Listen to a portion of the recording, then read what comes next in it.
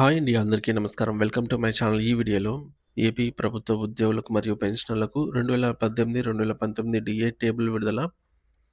60 నెలలకు సంబంధించిన బకాయిల అమౌంట్ 19,800 జమ. పూర్తి వివరాలు వీడియోలో తెలుసుకుందాము. వీడియోనైతే ఎక్కడ గాని స్కిప్ చేయకుండా ఎండ్ వరకు చూసేయండి. అప్పుడే ఇన్ఫర్మేషన్ పూర్తిగా అర్థమవుతుంది. అలాగే వీడియో చూస్తున్న ప్రతి ఒక్కరు వీడియోకి లైక్ చేయండి ఫ్రెండ్స్. ఈ వీడియోని తోటి ఉద్యోగ, పెన్షనర్ మిత్రులతో అయితే షేర్ చేయండి. కొత్తగా మన ఛానెల్‌ని చూస్తున్న వారు ఇంకా ఎవరైనా సబ్స్క్రైబ్ చేసుకోనట్లయితే వెంటనే మన ఛానెల్‌ని అయితే సబ్స్క్రైబ్ చేసుకోండి. సో, దీని ద్వారా నేను చేసే లేటెస్ట్ వీడియోస్ అన్నీ మీ వరకు రీచ్ అవుతాయి. ఇక ఆలస్యం చేయకుండా వివరాల్లోకైతే వెళ్ళిపోదాము.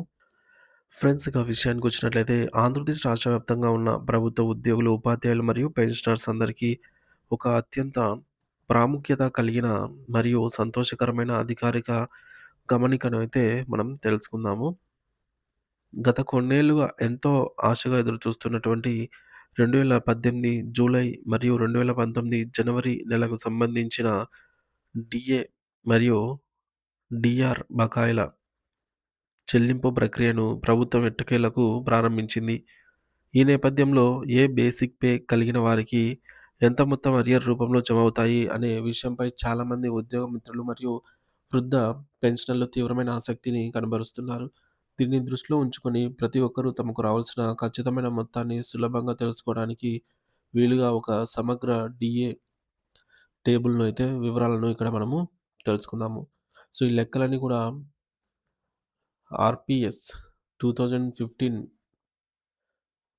బేసిక్ పే ఆధారంగా మాత్రమే గణించబడ్డాయి అనే విషయాన్ని గమనించాలి. కావున ఈ సమాచారాన్ని మీరు ఏమాత్రం స్కిప్ చేయకుండా చివరి వరకు చూసేయండి ఫ్రెండ్స్. మీ బేసిక్ పే ఎంత మరియు మీకు వచ్చే బకాయి ఎంత అనే దానిపై ఒక స్పష్టమైన అవగాహన అయితే పూర్తిగా కలుగుతుంది. సో, మీకు రావాల్సిన మొత్తాన్ని మీరే స్వయంగా లెక్కించుకోవడానికి ఒక సులభమైన సూత్రాన్ని ఇక్కడ మనము తెలుసుకుందాము. మీ యొక్క ప్రస్తుత బేసిక్ పే మొత్తాన్ని 1.89 అనే సంఖ్యతో గుణించండి. సో, మల్టిప్లై చేయాలి. ఇలా చేయడం ద్వారా వచ్చే ఫలితమే మీకు 60 నెలల కాలానికి రావాల్సిన సుమారు మొత్తం ఎంత అనేది తెలుస్తుంది. సో, ఈ యొక్క 60 నెలల కాలానికి 2 విడతలుగా ప్రభుత్వం విభజించింది. మొదటి విడత జూలై 1, 2018 నుండి డిసెంబర్ 31, 2020 వరకు ఉన్న 30 నెలల, అలాగే రెండవ విడత జనవరి 1, 2019 నుండి జూన్ 30, 2021 వరకు ఉన్న మరొక 30 నెలల కాలం. ఈ 2 30 నెలల కాలాలకు కలయికే ఈ యొక్క 60 నెలల సుదీర్ఘ అరియర్స్ మొత్తం అవుతుంది. ఇప్పుడు వివిధ బేసిక్ పే కేటగిరీల వారీగా లభించే నగదు వివరాలను క్షుణ్ణంగా పరిశీలిద్దాము. ముందుగా రూ. 9,900 బేసిక్ పే కలిగిన ఉద్యోగుల విషయానికి వస్తే, వీరికి జూలై 2018 డీఏ కింద మొదటి 30 నెలలకు రూ. 9,330 లభిస్తాయి. అలాగే జనవరి 2019 డీఏ కింద మరొక 30 నెలలకు రూ. 9,360 లభిస్తాయి. సో, వీరికి మొత్తం 60 నెలలకు గాను కలిపి రూ. 18,690 వారి ఖాతాలో జమ అవుతాయి. మరి అదే విధంగా రూ. 9,925 బేసిక్ పే ఉన్న వారికి 2 విడతలకు కలిపి సమానంగా రూ. 9,360 చొప్పున మొత్తం రూ. 18,720 అయితే అందుతాయి. సో, రూ. 9,975 బేసిక్ పే ఉన్న వారికి 2 విడతలు కలిపి మొత్తం రూ. 18,840 జమ కానున్నాయి. ఇక రూ. 10,000 బేసిక్ పే కలిగిన వారికి మొదటి విడత రూ. 9,450 మరియు రెండో విడత రూ. 9,420 చొప్పున మొత్తం రూ. 18,870 అయితే అందనున్నాయి. ఇలా మీ బేసిక్ పే స్వల్పంగా పెరిగే కొద్దీ మీకొచ్చే అరియర్స్ మొత్తం కూడా మారుతూ ఉంటుంది. మరికొన్ని కేటగిరీలను పరిశీలిస్తే రూ. 10,050 బేసిక్ పే ఉన్నవారికి వారి మొత్తం రూ. 18,960 లభిస్తాయి. రూ. 10,200 బేసిక్ పే కలిగిన వారికి రూ. 19,230 వారి ఖాతాలో జమ అవుతాయి. రూ. 10,225 బేసిక్ పే ఉన్నవారికి రూ. 19,290 వరకు మరియు రూ. 10,250 బేసిక్ పే ఉన్నవారికి రూ. 19,350 వరకు మొత్తం 60 నెలలకు కలిపి ప్రభుత్వం చెల్లించనుంది. చివరగా రూ. 10,500 బేసిక్ పే కలిగిన వారికి సుమారు రూ. 18,800 వరకు అయితే బకాయిలు అందే అవకాశం ఉంది.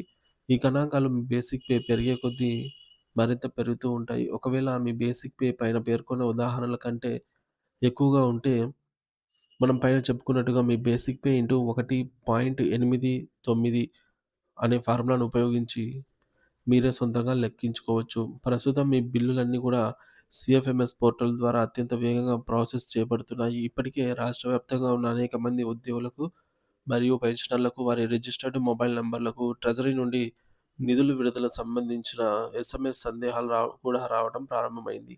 సో, పెన్షనర్లు తమకు రావాల్సిన సొమ్ము జమ అయిందో లేదో తెలుసుకోవడానికి తమ బ్యాంకు ఖాతా స్టేట్మెంట్ లేదా ఆన్‌లైన్‌లో ట్రెజరీ ఐడీ ద్వారా నగదు క్రెడిట్ వివరాలను ఎప్పటికప్పుడు చెక్ చేసుకోవచ్చు. ఒకవేళ మీ అకౌంట్‌లో నగదు జమ కాకపోతే మీ సంబంధిత ట్రెజరీ అధికారులను కలిసి వివరాలు అడిగి తెలుసుకోవడమే ఉత్తమము.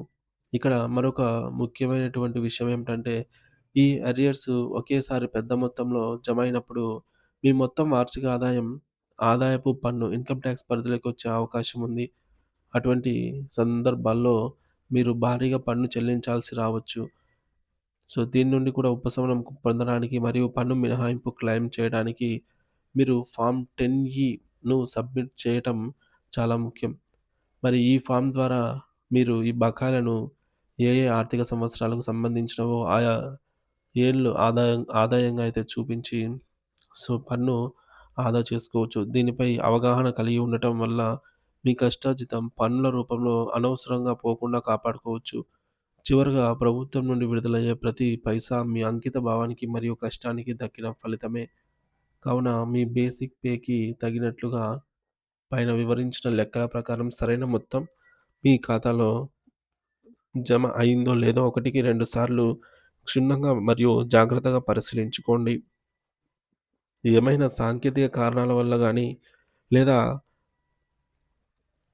క్యాలిక్యులేషన్‌లో పొరపాటు వల్ల గానీ మీకు రావాల్సిన దానికంటే తక్కువ మొత్తం జమ అయినట్లయితే, మీరు గమనించినట్లయితే ఏమాత్రం ఆలస్యం చేయకుండా మీ డ్రాయింగ్ ఆఫీసర్ డీడీఓని లేదా ట్రెజరీ ఆఫీసర్‌ను సంప్రదించి ఫిర్యాదు చేయండి. మీ హక్కుల పట్ల మరియు మీకు రావాల్సిన ఆర్థిక ప్రయోజనాల పట్ల ఎల్లప్పుడూ అప్రమత్తంగా ఉండాలి అనైతే కోరుకుంటున్నాము.